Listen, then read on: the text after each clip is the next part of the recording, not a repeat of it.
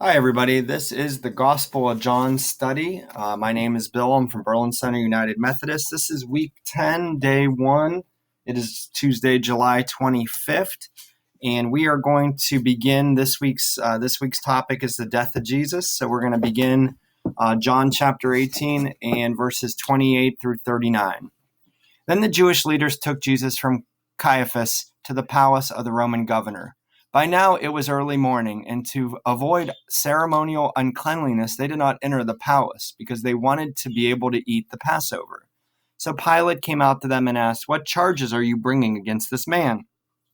"If he were not a criminal," they replied, "we would not have handed him over to you." Pilate said, "Take him yourself and judge him by your own law." "But we have no right to execute anyone," they objected. This took place to fulfill what Jesus had said about the king, or the kind of death he was going to die.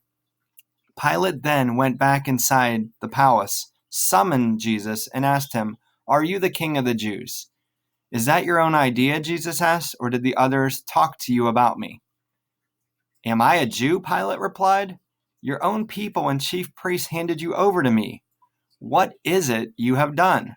Jesus said, "My kingdom is not of this world. If it were, my servants would fight to prevent my arrest by the Jewish leaders. But now my kingdom is from another place." "You are a king then?" said Pilate. Jesus answered, "You say that I am a king. In fact, the reason I was born and came into this world is to testify to the truth. Everyone on the side of truth listens to me." "What is truth?" retorted Pilate. With this, he went out again to the Jews gathered there and said, "I find no basis for a charge against him. But it is your custom for me to release to you one prisoner at a time of the Passover. Do you want me to release the King of the Jews?" All right, I'm going to read now from the text, beginning on page 137. The account we have in this gospel reflects the detailed knowledge of the exact legal situation of the Jews under the direct Roman rule of a Roman governor.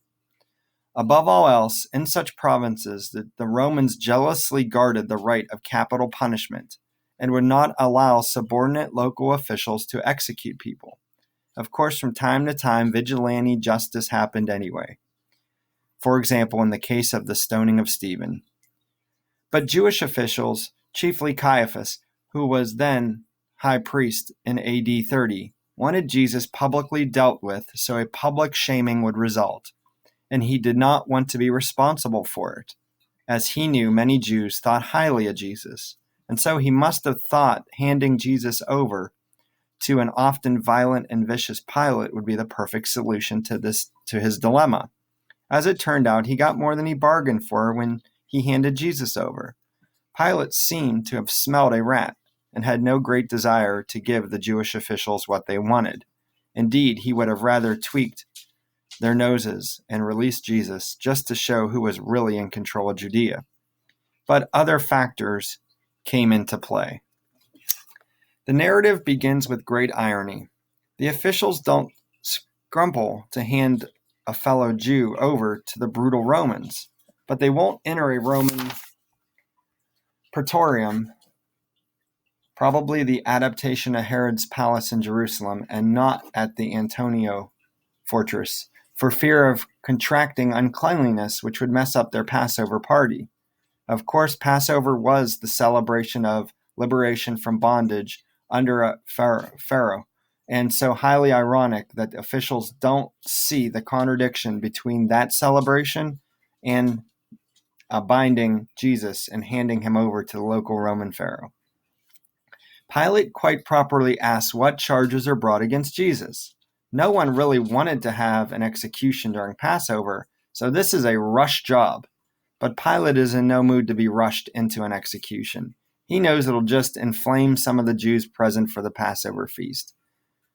At first, the officials stonewall Pilate by saying, "If he were not a criminal, we would not have handed him over to you." What one needs to know about this situation is that there were really only two crimes that brought the punishment of crucifixion normally: claiming illegally to being a king or having governing authority, and so undermining existing Roman authority, and leading a slave revolt. This is why Pilate questions Jesus as he does. He's not interested in Jewish religious squabbles about blasphemy against some Jewish law that he has no interest in upholding. None. His job is to keep peace and execute Roman law. At first, Pilate suggests that the Jewish officials take Jesus and judge him by their own law, but they tip their hand by saying, "All very well, but we can't execute the man." In other words, this is a capital case, a serious crime against the state.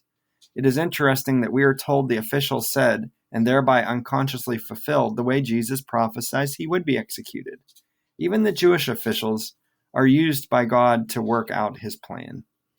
Pilate goes back inside and comes right to the point. "Are you the king of the Jews?" You will notice he doesn't ask if he was the Jewish Messiah or the great prophet or the like. He did not care if Jesus was some sort of kind of holy, anointed holy man. But if he claimed to be what Herod the Great had previously claimed, there was a clear conflict with Roman law. When a province had a Roman governor, he was the highest official, and anyone who claimed to be a king was usurping the governor's power and authority. As usual, Jesus answers a question with a question. Is that your own idea, or did someone put that idea in your head? Jesus is not cooperating with this whole travesty of justice. Of course, even here there is irony. Jesus really is and claims to be the King of the Jews. See the triumphal entry story. And so, by Roman law, it would be just to execute him as an usurper and revolutionary. Pilate is insulted and perhaps surprised by Jesus' report and spits out, "Am I a Jew?"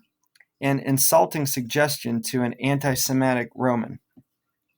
He surmises that Jesus must have done something really bad to cause his handing over by the Jewish officials, but he hasn't really figured out what yet. Jesus responds that his kingdom is not of this world, which is why his followers do not fight to prevent his capture. Pilate, however, seizes on the word kingdom and says, "Aha, you are claiming to be a king." Jesus is evasive. "That's what you would call me." Jesus is not interested in labels, but in the truth, and he says he came into this world to testify to it. Cynical Pilate sneers and asks, "And what exactly is truth?" Again, there is irony because the truth is standing right in front of Pilate.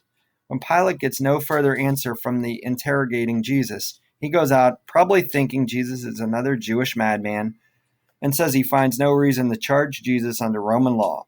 And then he slyly suggests that since there is a custom of releasing someone at Passover, perhaps he could show some kind of clemency and do this, which might make him look good in the eyes of some Jews. With a sneer, he asks, "Do you want me to release the so-called King of the Jews?"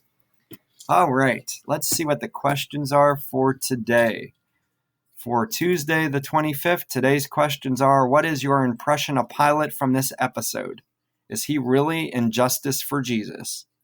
Question 2, how would you read Jesus' response to Pilate? Is he being evasive? And question 3, what do you make of the Jewish officials' role in all of this? All right, tune in tomorrow as we will look at a little bit more of John chapter 18 and then start on John chapter 19. Have a great rest of your day.